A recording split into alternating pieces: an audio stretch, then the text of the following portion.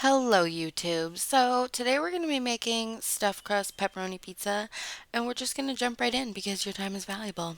So we're going to add 5 cups flour, preferably bread flour, but all-purpose flour is just fine. Then we're going to add 2 teaspoons of yeast, the instant kind, not that kind you have to make. And then 4 teaspoons sugar. I know that sounds like a lot, but just trust.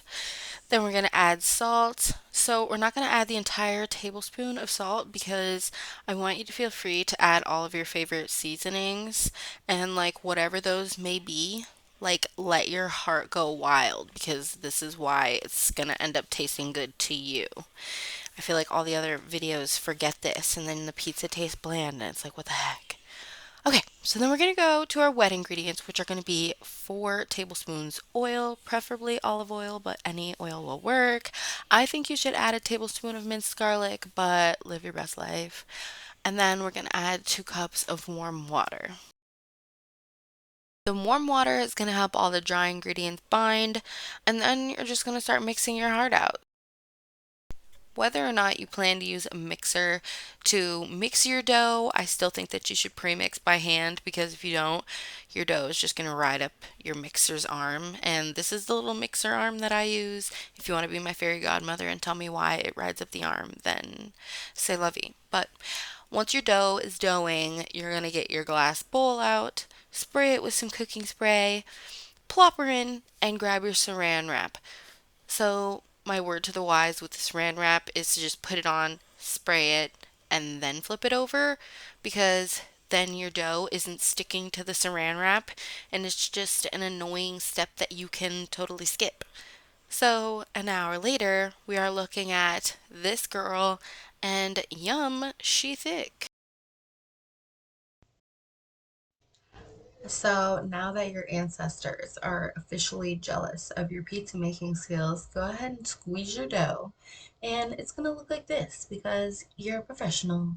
So grab your flour, get it all over the place, and then grab your dough roller or whatever it was you planned on using to flatten out your dough because it's time to roll. So now that we're rolling out our dough, we can start thinking about the next step, which is grabbing our mozzarella cheese, which I would imagine is one of your most exciting parts of this because hello, now we're going to be able to make it cheesy stuffed crust pizza. So I'm only going to be using 2 mozzarella cheese sticks because I don't need the crust to be like super dripping with cheese. I find mild amount of cheese to be enough, but I mean like, hey, I want you to live your best life, so cheese it up. We're gonna take our pieces of cheese and we're going to put them in a circle around the pizza, and the dough is really going to do all the hard work for you. So once you have as much cheese as your heart desires going in a circle around the exterior of the pizza, just start folding it in and just like pressing and pressing and pressing. So once you've got your edges pressed, you're going to grab your pan. Ideally, this is like the circular kind with the holes in it because then your dough is going to cook a little bit more evenly. But any pan will work if you use parchment paper or a little bit of cooking spray. And you're going to grab your pizza sauce.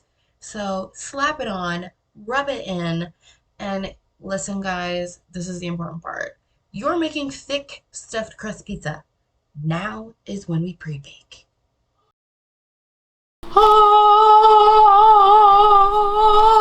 Okay, back to being serious. So you may not realize it, but this whole 5 minute pre-bake thing is a major key, and I'm just throwing it out there like it's stale bread for the ducks. So, I mean, you're welcome, guys. And another major key coming so quickly hereafter. Prop up the pizza. I mean, I got it from Gordon Ramsay, so you don't even have to listen to me.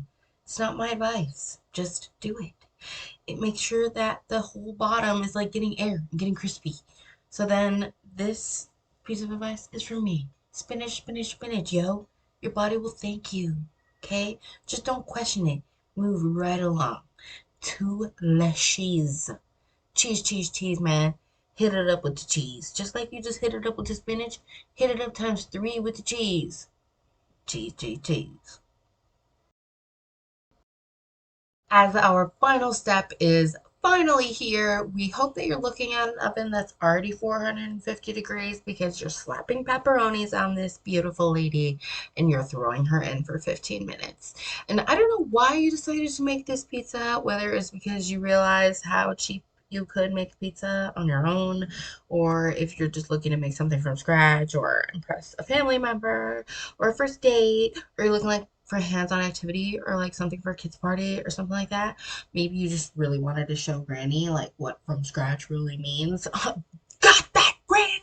No, I'm just kidding. I really love my grandma, and yeah, we actually need to cook together way more. But this is now your certified go-to pizza. Hashtag you're welcome.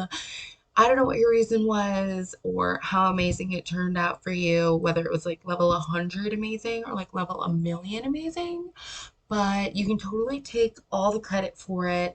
You're welcome. This is your new staple thing that you bring to potlucks and dinner parties and holidays, and everyone's going to be jealous of you.